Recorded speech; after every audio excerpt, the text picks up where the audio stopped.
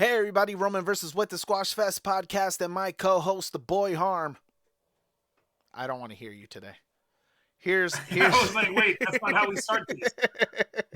I was like, wait, are we doing a TikTok right now? What's happening? I have important news. So officially, pre-show's canon. Pre-show is not canon. Pre-show is canon, bro. Absolutely canon. When Michael Cole does not reference the pre-show during the show, it is not canon. Bro, if you don't consider it canon, then again, they didn't push the Wyatt 6 even further. We'll get into that, I guess. Because the vignette pushed it. That's like saying the and Asuka in her hotel room doing a promo on Io Sky is canon. I'm not there yet. I thought about it last week because I saw the same vid. I'm guessing. Yes. I thought about it, but I was just like, no, because they didn't reference it on the show whatsoever. They didn't reference the Wyatt 6 on the show either. They just showed it during the pre-show. But it's still on the show. The pre-show is connected. Okay, if you say so. I agree to disagree on that one.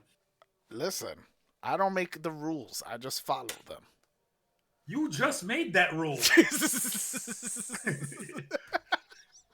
Like, no one else has that take. No one else watches the pre-show. I was listening to Steven Larson before, and they were talking about that match, and they said they didn't even see the Wyatt 6 promo. They were just, all they referenced was the Bo Dallas talking to them on Friday night, and then they were confused why the Street Profits were upset at each other because they didn't watch the pre-show. That's them. No one watches. That's them. No one watches the pre-show. We're the one podcast that is now doing the full job. You want us to now devote 2 more hours to each one of these pre-shows? It was 2 more hours. I caught it like maybe an hour before the show. The pre-show is 2 hours. That's terrible. That's like 6 hours, bro. Yeah. No, I can't do it. I might have to rethink my logic. All right, so Clash in Paris review. Fun show.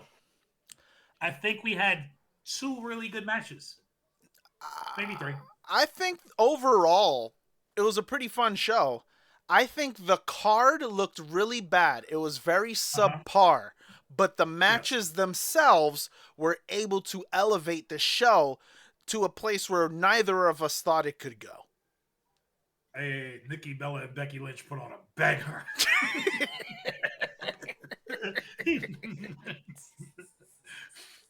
Oh, God. We got to talk about that match. Oh, that match. All right. But let's start it off. We had the Tribal Chief, Roman Reigns, versus the Tribal Thief and the Shula Fala owner, Bronson Reed. This segment was 55 minutes long. The match itself was 20-something minutes. It was a great match. They made Bronson look really good in defeat. I picked Bronson to win. Unfortunately, he did not win. Roman got the win. But the post-match shenanigans are what we really have to talk about. It was a really fun match. A lot of Samoan drops. Bronson misses a tsunami at one point. Roman hits a super Samoan drop and a spear to get the win. But this was a really fun match. Bronson looked great in this match. He looked so athletic for a man his size. Like, at one point, he did a shotgun drop kick, and I was just like, what was that? But it was funny commentary. They just kept saying how he's so big and he needs to stop doing those moves because he's going to hurt himself. Meanwhile, Bronson Reed himself had said that he can't even move the way he used to move ever since the accident, the injury. Yeah, the injury. And here he is doing all this. I was just like, yo, my man's, calm down. There's another one who said his legs are only at 75% of what they used to be. But no, really fun match. Roman gets the win. So towards the end, we'll just fast forward to the end. Towards the end, after the Super Samoan drop and the spear for the win, um, Paul Heyman gets in the ring. Paul Heyman is checking on Bronson Reed. Paul Heyman is wearing the shoe La Fala. Yep. Roman gets up and walks behind him and kind of like stalks him. And Heyman turns around, I and love you, Heyman my tribal starts chief. every time Roman. But here's the thing: he's cowardly and he's trying to adhere to Roman. But even when he was cutting promos previously talking about Roman Reigns, He still says he he loves him and all of he that. still says he loves him and he acknowledges him as his tribal chief. Yeah. He's just aligned himself with Seth Rollins, which is kind of crazy. Mm-hmm. um, so Roman looks at Paul. He goes, "Give me my shoes." Paul gives him the shoes, and then Roman puts Paul Heyman in the And a guillotine. guillotine. Yeah. Yeah, Paul Heyman starts tapping out. He passes out eventually. Roman goes onto the announce desk, and one of the stagehands cuts the laces off the shoes. I thought this was so blasphemy. You don't do that to Jordan. It's damaging the shoes. I But agree. I thought Roman, I was like, but then I thought about it, how long it would take them to unknot. I'm guessing mm-hmm, so. And what is it to really replace some laces? I guess that was yeah, the thought process. But it either is what way, it is. I like the fact that he was giving out the shoes. Yeah. So Roman Um, starts signing them and then starts throwing them into the crowd. My again, I was thinking I'm gonna be really upset if I'm a person who walks away with one Roman Reigns red and black sneaker. I want them both. Facts.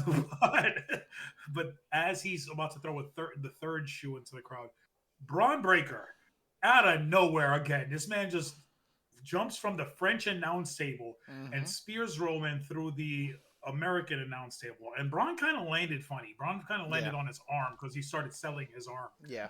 Um, so we think that's the end. We think Braun and Bronson are leaving because they're walking up the thing. Roman is selling, going through the announce table, and all the stagehands are there. As Roman gets to the bottom of the ramp, Braun hits one of them super Puma spears where he jumps from like 10 feet away. He hits one of those, throws him in the ring. Bronson Reed hits a tsunami. I think he hits a second tsunami. Then they leave. They bring out a stretcher for Roman Reigns. They put him on the stretcher. And Bronson Reed says, "Nah, I ain't done with this dude yet." Bro, this And was 20 minutes of after the of match just beatdown. aftermath. Just A 50. It yeah. was two. It was 2:55 Eastern time So by the the time this was over. and then the thing is, so immediately when this was all happening, I was like, this is crap. I hate this because why is Jay not coming out to save his cousin once Braun Breaker comes out, right? Yes, So this thing is taking so long that it was Jay like 20 minutes finally to be shows done. up. He So hold finally it. shows You're up at the jumping in end. so Roman's on the stretcher. Bronson Reed gets on the top rope and hits a tsunami while Roman's attached to the stretcher. Yes. It's kind of nuts. That's when Jay shows up. No, so I got all that. My point is a major beatdown. It was taking forever. They were beating him down for a while before Jay decides to show his face. That the whole time I was just like, where's Jay? Where's Jay? Where's Jay? And then he finally shows up at the end when realistically this man's already destroyed and he's going to the hospital in that stretcher. Yes. And then he shows up for nothing because at that point you can't even the odds. At that point it's just you coming in to please show mercy on my cousin type. And it was just ridiculous. Like I don't understand. I don't understand the logic there of making him take forever. The only thing that I could imagine, which they should have showed, was basically he found out late. No, he found out late. You understand? Like have a backstage thing where he's like, Yeah. "What's happening to my car? Oh crap!" Blah, blah, blah, blah. And then he's halfway around the building Like and he has to get he's there. not watching the match. He's preparing for his match. He's taping up. He's Exactly, something like that. But for him to take so long to get to that ring is blasphemous. Yeah. Blasphemous. But that was such a good segment. And here's what it I was love. a great segment. The segment was an hour long. Yeah, no, I agree. Like, And that's the thing. See, that's why my predictions were correct for the entire show. you went 6-0. Yes. This is why I said I said I wanted Roman to win. He needed the win. Commentary pre-show kept mentioning how he hasn't won a singles match in forever. And I'm like, Since no, WrestleMania. he does need the win just for, again, because you want to keep him I think semi-relevant I think in a sense. it's it's And from then before. No, it's January 6th. That's what it was. and then It was before again, the me Apollo and match. you talked about the fact that he's supposed to get through everybody till he gets to Seth. So then I was like, okay, that makes even more sense. And then it makes I love the fact that you took care of both, because your argument was no, let's elevate Bronson Reed. And they did. They And did. they did. They did both. They took care of Roman because he needed that win and he needed to get through the first stage of bosses. Hmm. And you also elevated Bronson Reed and, in my opinion, Braun Breaker. That whole Yeah, group I got mean elevated in that segment. Bronson Reed more than anybody because then you Yes. get the backstage segment where Adam Pearce is yelling at the two of them, and Braun Breaker is just quiet and stoic and just like listening. Bronson Reed is throwing a fit, like he is going nuts. Um, Adam Pearce tells them both that you're banned from the building now since you attacked Roman Reigns after the match and I had to send him to the hospital. You're banned from the building, and Mm-hmm. I even if I smell you guys, you're going to be suspended without pay Yep. indefinitely. And Bronson Reed is going nuts. Yes. He's like, So it's at that point in time why, when I told you at the end of the show, when you were reaching the end, I told you I was right. The yeah, reason I said that was because because of Seth Rollins' interview later. at that moment in time, I said he has nobody Mm-hmm. at this moment, but he's gonna pull something out of his ass. Mm-hmm. Then It's Seth later, Rollins, then garbage man. later on, yes, then later on, during his comments, I Mm-hmm. said he's about to add a member, or Yeah, somebody's gonna interfere or something.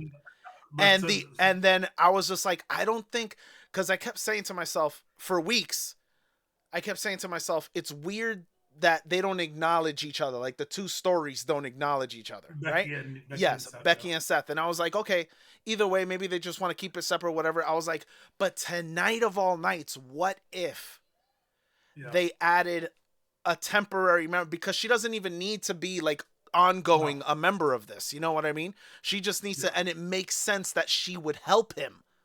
So I thought to myself, I said, what if Becky, and then Mm-hmm. immediately that's what happened. The only part that pissed me off is that, again, I figured this out in the beginning of the show. I wish I would have said something elaborate like this during the predictions, because then I would have been I would have been insufferable. But it was so put together, that whole thing, in my honest opinion. But continue. Immediately on that we'll jump. We'll touch on it in detail. But when I saw the low blow, and they before they showed the frame of the body, because Natalie's watching, my daughter's watching, and she goes, "That's Becky." When she saw the frame of the body, but before they showed the frame of the body, I'm like, "Please be Austin Theory. Please be Austin Theory. Please be Austin Theory." That's what I was thinking in my head, and I'm just like, "Okay, no, that's Becky." As soon as you saw the frame of the body, I'm like, "Oh no, that's Becky." Um, but yeah. So then we had that. So then we have our next match after that, and our next match is so the Street Profits and the Wyatts. They have a really fun match, but we do have to talk about the canon, non-canon It's canon. Wyatts, the Wyatts vignette that no one else in the world apparently saw because no one watches the pre-show. um, so the Wyatts had a 3.5 minute vignette Mm-hmm. on the pre-show. Actually, it was released on their socials first, but then they played it on the pre-show, Mm-hmm. uh, basically detailing why they're in the tag division and why they're going after the Street Profits right now. And for the first time, they gave this group dimension. They talked about their goals. They talked about what how everybody blasphemes the word of family. They talked about it was a little long winded. I'm not going to say it like it was a little long, but this was the but it moment but that it they could made have up, done months exactly. ago. It made up for all this time. It was a little long-winded, but at the same time, it's like this is the first time they're getting to the point. Yeah, the first time they get to the point, and They were the heels in this match. Like you asked me this the other day, it's like, are they heels? And I don't think they're actually heels, but they were definitely the heels in this match. Yes. So they have the match, and Gacy and Loomis against Street Profits. Street Profits come out in really nice Borderlands gear. It wasn't like that cheap Clash of Clans gear that the War Raiders wore at WrestleMania. This was actual legit gear, masks, light up masks. They looked really good. Um, Throughout the course of this match, I think it started. Well, I think it started once Dawkins shoulder bumps Gacy. Mm-hmm. The Wyatts just got involved. Yep. So the match starts, and the dissension between the prophets. Started from the very beginning. Right beginning, Montez goes to start the match. Dawkins, Angelo yeah. puts his hand out and says, "No, I got this." Yep. Then you had 2 minutes into the match, the slap Montez tag. Yep. the slap tag on his back really hard. Yep. Right, like the halfway through the match, they kind of abandoned it though. They did like They did. once they started, yeah. Yeah. It Once was they it got was into weird, it, but the thing is that, and you still didn't see it, but I haven't seen it. I looked it up. I couldn't find it. I I'll have to know. load the pre-show and watch it. There was just, and it's not even that long. It's like it seems insignificant though, but it's really not. You see them backstage. They're Montez Ford is very somber before the match. I don't even think he spoke. And Mm. Dawkins was doing the talking. But the way their mannerisms, the way they were interacting as a group and everything, like BFAB was trying to like amp them up, and they were just like not having it. And then you even saw that during the match when BFAB gets on the rope and she's like, "Come on, guys, we got to get this together," type stuff. And they were just like, no. They were trying to do their own thing. I mean, to your point, they abandoned it halfway through the match. I wish we would have seen it more, More, and yeah. that would have been like help be the catalyst.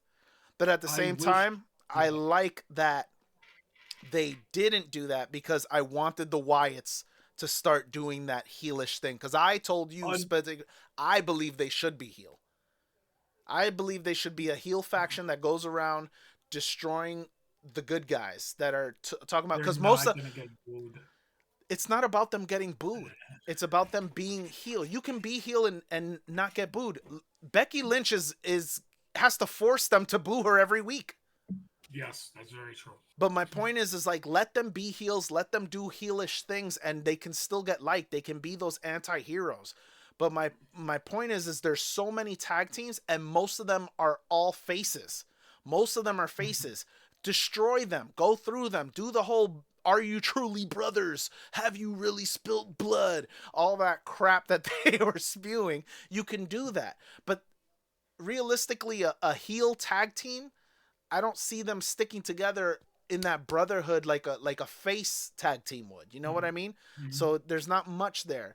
Going after the Miz isn't intriguing like it is going after the Prophets and them potentially breaking up. That's a story. That's intriguing. That makes us both like, what are we going to do here? You know? Yeah. Like, there's so much potential with the breakup. I want to see that. I don't want to see them go after DIY next. To your point, I wish the dissension between them led into the finish of the match, which it didn't. It just became the Wyatts are all cheating.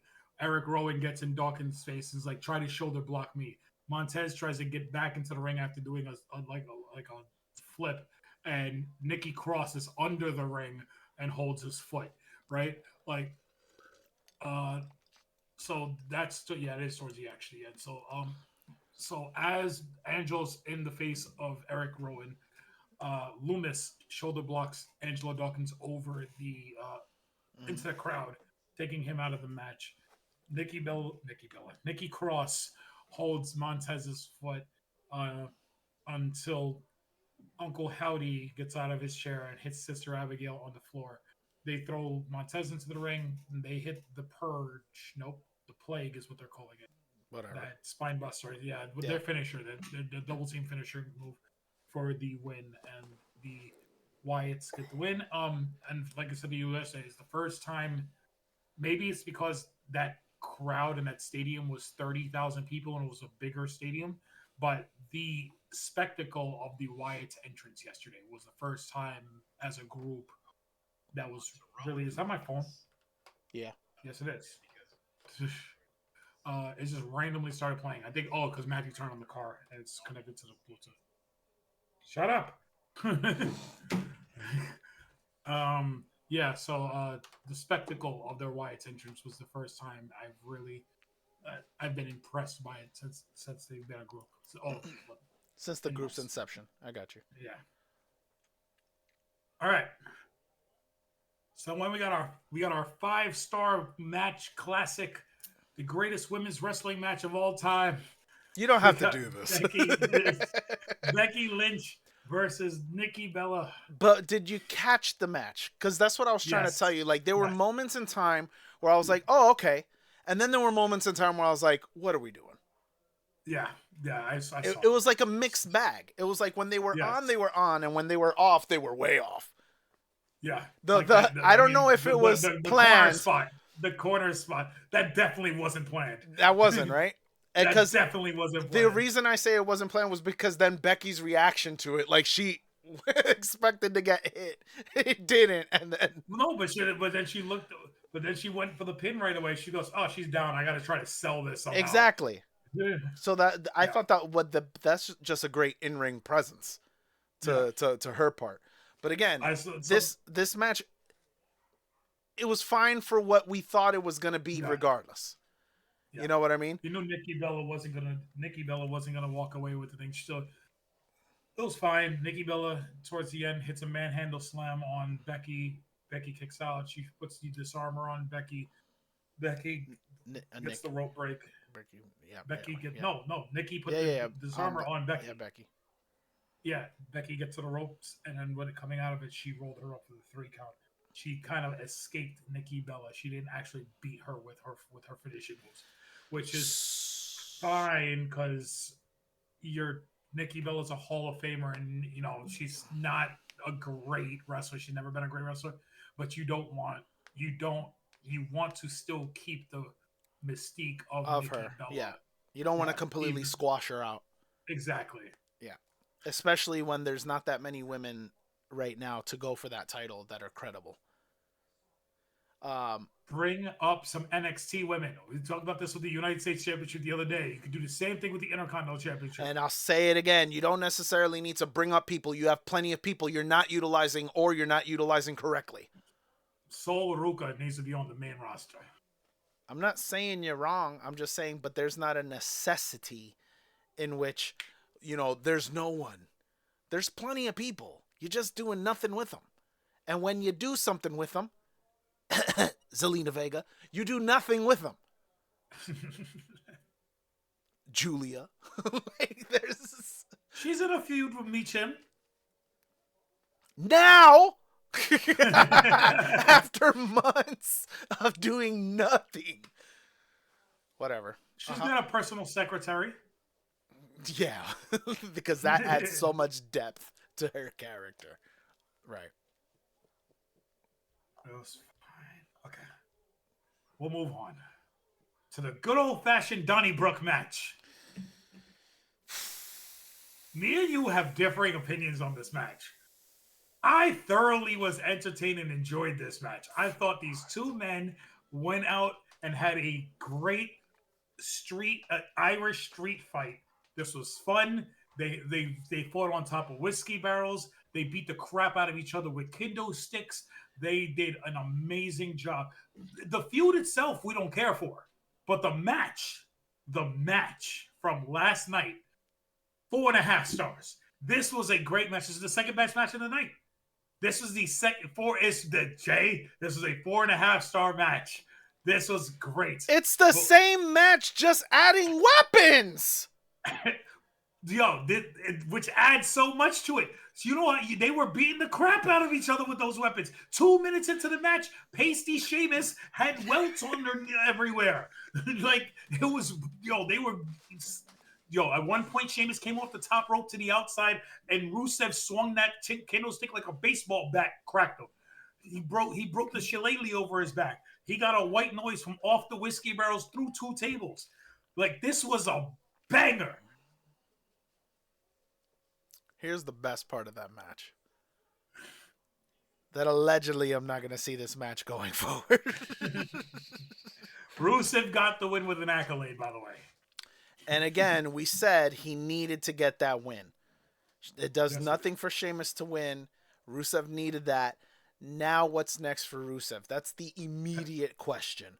And it better be intriguing. Well, you've been saying Penta. Yeah. I still think All I care about is that it's intriguing. But then who loses that feud? Penta. That's crazy. I know, but I'm just saying. Penta can afford a loss. I think he's the type He's been of doing character, nothing but losing.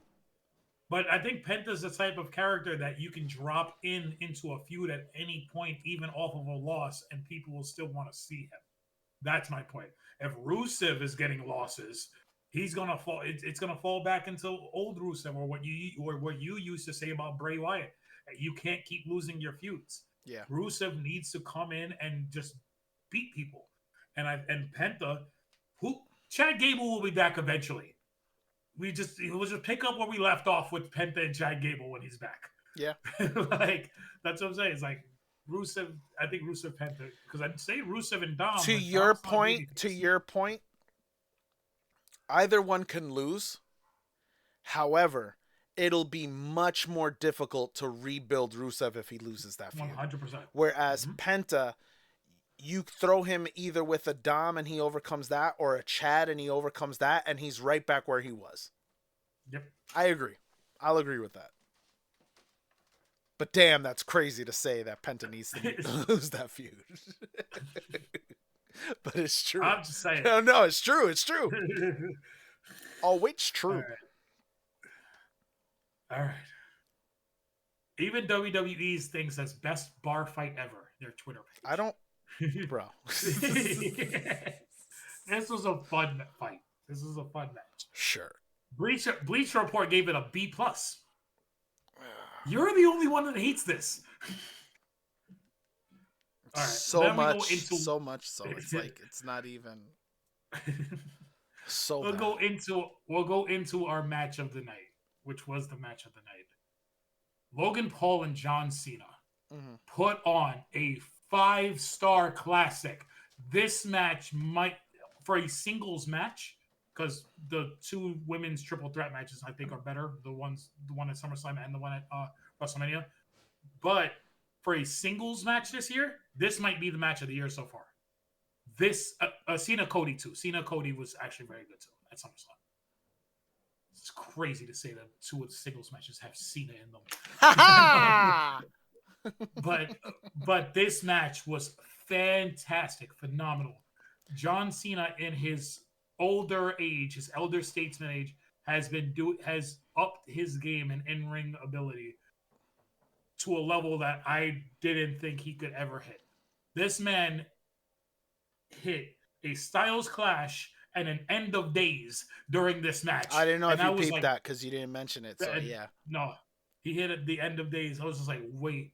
And he had a good comment on there during the post show. Yeah, that it's an homage to anybody. He actually said he's gonna try to do more of these as an homage to the people that he can't face on his way out. Yeah, which is really cool. Very cool. So yeah, this was a great match. Logan Paul, listen, as much as we hate Logan Paul, man, he just puts on great match after great match with people. Only thing I didn't appreciate during this match was the camera. The camera kept going in close, and I kept reading John Cena giving Logan the spots. Yeah. That's the only thing that I didn't like. It's no fault of the performers because they have to do that from time to time, especially when your match goes so long. It's a lot of things to remember, a lot of spots to get through, and you have to communicate with your partner at times, but it's the fault of production. They should not be getting in that close when they see that they're clearly having a conversation. Yeah. And Logan still, I'm not going to say he's not a rookie, but he's not a veteran. Yeah. This is his 24th professional match. Ever. Right? So he needs to be he needs to be in the ring with somebody who's calling the spots and leading the show. But this was a fantastic match. Like I said, 5-star match. Logan's always doing great matches. John Cena has been doing much better as of late. Cena gets the win after both these guys kicked out of each other's finishers. Logan hit 2 frog splashes at one point. Cena kicked Mm-hmm. out. Logan kicked out of a regular AA. Cena hit a super AA. Like this was really a really great match. Cena got the win and clean. Uh, no Brock. Like I get it. We don't want Cena to be taking too many L's during his farewell tour, but the idea of somebody interfering to cost Cena the match is more intriguing to me than Cena just getting a random win. I Mm-hmm. get it. You want to make the French crowd happy. You want to make the fans happy, but I'm more. I want to see the Cena Brock story because there's so much to pull from in Mm-hmm. that Mm-hmm. in that story. Mm-hmm. And if you're just going to do it for WrestlePalooza and you're not going to really build upon anything because Brock has a part-time schedule and Cena has a part-time schedule, how are you going to build to this match? Yeah. You're going to have one face-to-face on a SmackDown? Is that what we're going to get before WrestlePalooza? Like, you can't... I don't know. But yeah, it's I a fun just match. I love the match, but I have similar issues with it. My thing is on SmackDown we get the Brock has a message, blah blah blah blah blah. Blah. Mm-hmm. Gets cut off obviously because Logan decides to interject himself as always, um, and then that's it. We heard nothing related to it during the show. Who knows when we're gonna hear about it, or if we're gonna hear about it? Because WWE has this thing where they like to forget little moments like that. I, I have a bigger issue. I mean, not a bigger issue, but a different... Same issue, but different take on it. That SmackDown you're referencing was 2 SmackDowns ago, where he punched him in the mouth at the end. There you go. This past SmackDown, you had Logan and Cena in the ring going back to back on a promo segment. Yeah. You're telling me Nick Aldis or Adam Pearce couldn't pull John Cena to the side on SmackDown before Clash in Paris and relay the message? Yeah. You had another show. You Yeah. could have done it. Yeah. And they never did it. That's my issue. It's like, that makes no sense. I would have understood if Logan laid him out the night before Clash in Paris and you had no opportunity to tell Cena. You had a whole nother show. Like, But that's what I said, is that they forget about little things like that and then they never get back to it. Or they get back to it weeks later, where no one even knows the reference. But great match. yes. I don't know about no 5-star, but I think this is a 5-star classic. we're I think gonna have to start checking your credentials. This man said. this was a fantastic match. This is one of my matches of the year. I'm telling you, this was a great match. Harm Meltzer over here. Meltzer. I'll be throwing out 5-star matches like it's Kenny Omega in the Tokyo Dome. That man once gave Kenny Omega and Kazuchika Okada 7.25 stars on a 5-star rating scale. Like, how do you do that? That's crazy. So then we got our main event. Mm-hmm. Beforehand, we referenced it before. Seth Rollins gets interviewed by Jackie Redmond, and Jackie says Heyman's on his way to the hospital because of what Roman did to him. Braun and Bronson have been kicked out of the arena. You're all by yourself. What's your plan for this match? And Seth cuts a great promo. He says, I don't need division. I chose division. I have never needed division. I am a multi-time world champion. I've never needed anybody because I'm Seth freaking Rollins. I'm the greatest in-ring performer in the history of this business, is what he said. Mm-hmm. I wouldn't say all that, but yes, so match is fine. It is your standard fatal 4-way match.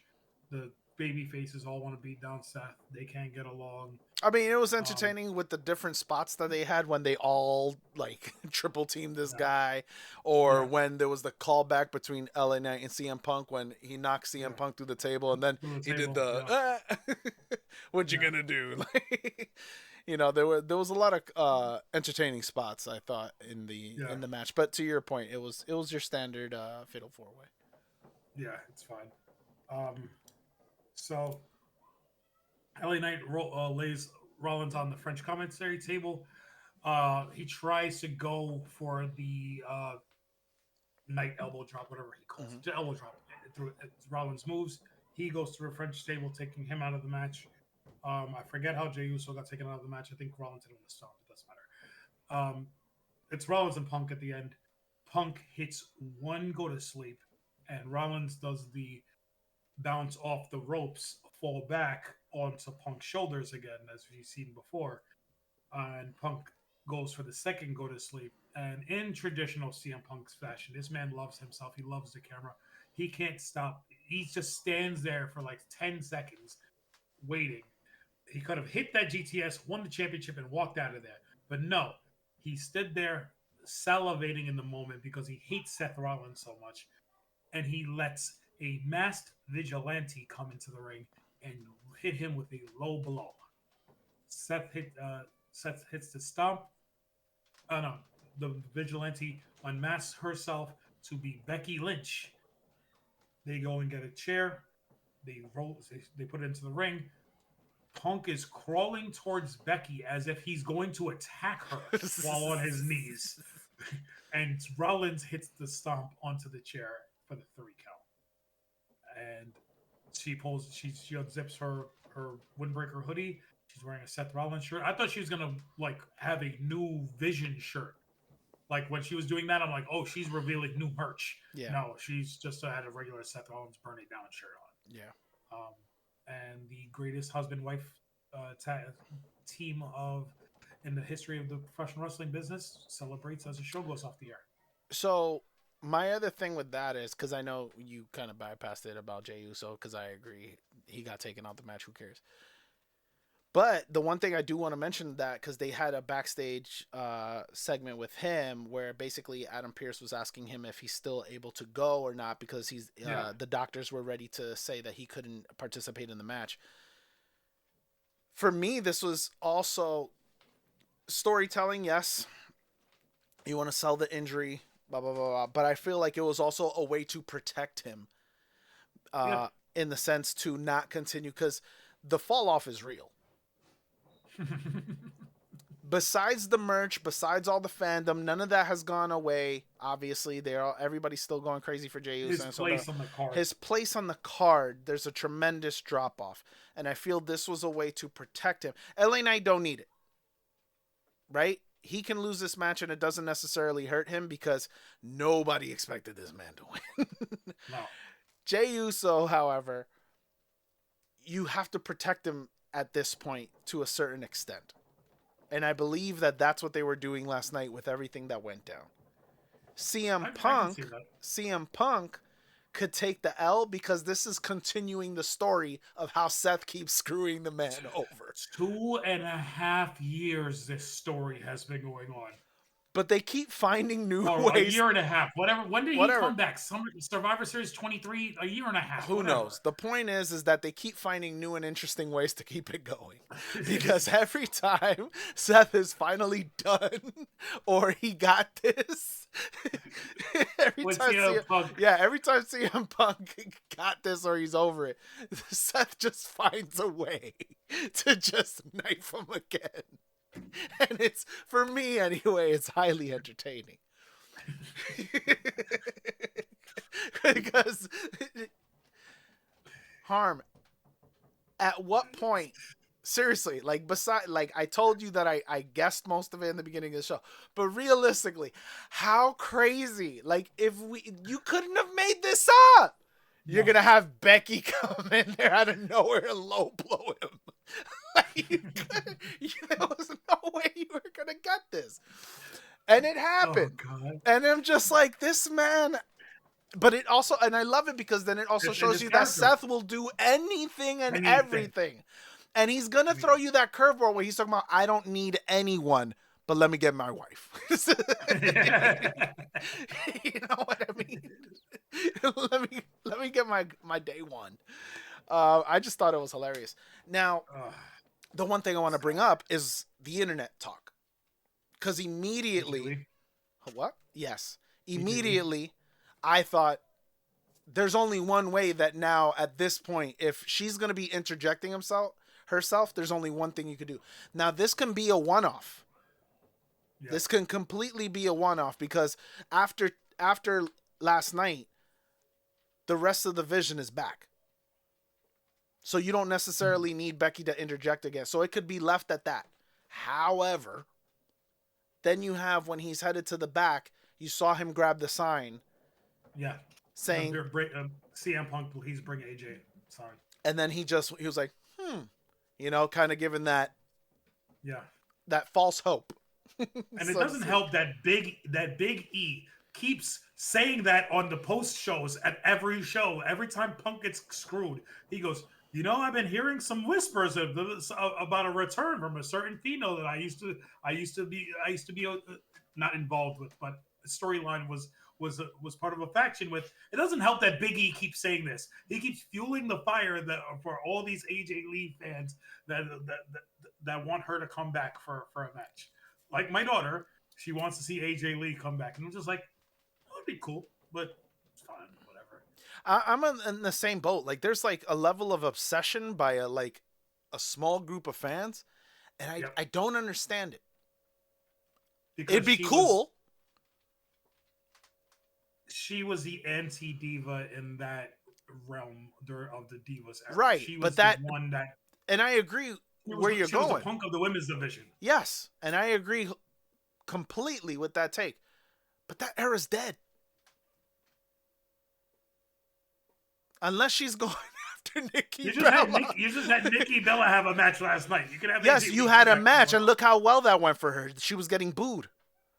Yeah, but Nikki was never the in-ring competitor that AJ is. AJ's gonna. I get that, but again, if you're bringing her back to face a Nikki, that makes more sense to me. I know it's not Jesus Christ.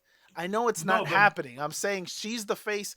Nikki would be the face of the Divas division. The Divas division no longer exists. So what am I bringing you back for?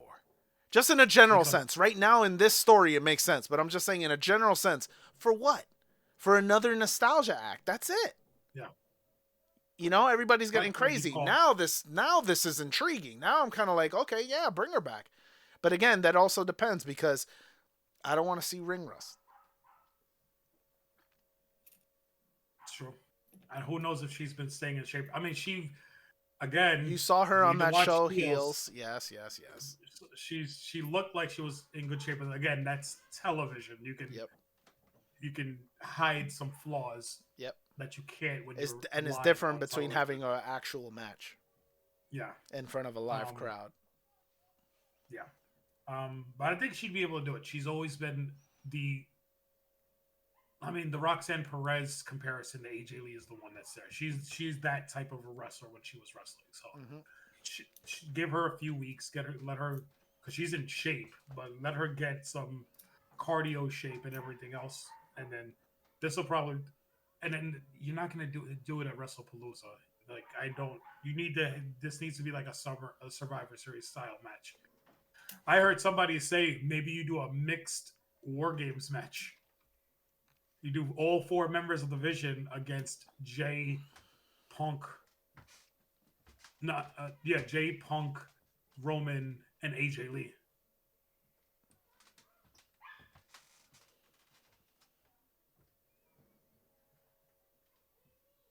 Okay.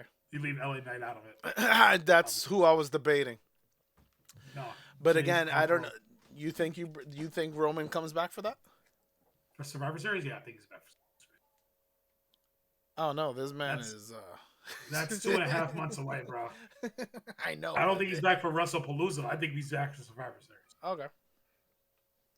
He just came out last week and said he wants to be a full-time wrestler and a full-time actor. Yeah, I saw that, and I love that because most of these part timers, they're loving that schedule, and that's pretty much it, and that's what we have to deal with, and it's quite annoying, I mean, especially he's when still going to it's be a part timer, but I think no, what no, he I meant get was you. he's never going to walk away Yeah, from yeah, yeah. wrestling completely. No, 100%. That's what he meant. He's gonna be. He's gonna continue being what he is now, which is show up for the big moments. There will be a Yeah, few in between, like Raws and Smackdowns and things like that, that he'll show up for just to like progress the story. But you're gonna see large gaps where he's just not there. I get it, yeah, and everybody gets to that point. It just sucks, especially when you had 2, 3 years of this man being the top draw, and nobody else really. Fine, 4 years, my bad, and no 13 one years of else, dudes. and nobody else eating, so to speak, on Yeah. his watch. And then now he's gone, and it's like I got these little fish, a bunch of little fish. What do you mean? You got Cody Rhodes. Please don't get me started. We had a pretty good show today. I was very engaged. Don't get me started. Let's not go that route. I mean, they're I both shooting the movie. We did can you just hear what I we're said? gonna get Guile versus Akuma. I hate you so much. All right. But Well, yeah, that was Clash in Paris. I was gonna say Clash in the Castle. That's definitely not the right show. Clash in the Castle was 2 years ago. Wow. Clash in Paris. Whatever. They need to stop recycling names and expect me to remember them. I agree. Yeah. So we that was Clash in Paris. Fun show. And we have Monday Night Raw, which is actually airing as we record this. Oh wow, Uh, so, yeah, it started at 2 o'clock today. They're still in Paris. forgot about that. So um, no spoilers, but I watched like the first 10 minutes before we got on. Copy. But yeah, we'll hit you. We'll see you guys tomorrow for our Monday Night Raw review.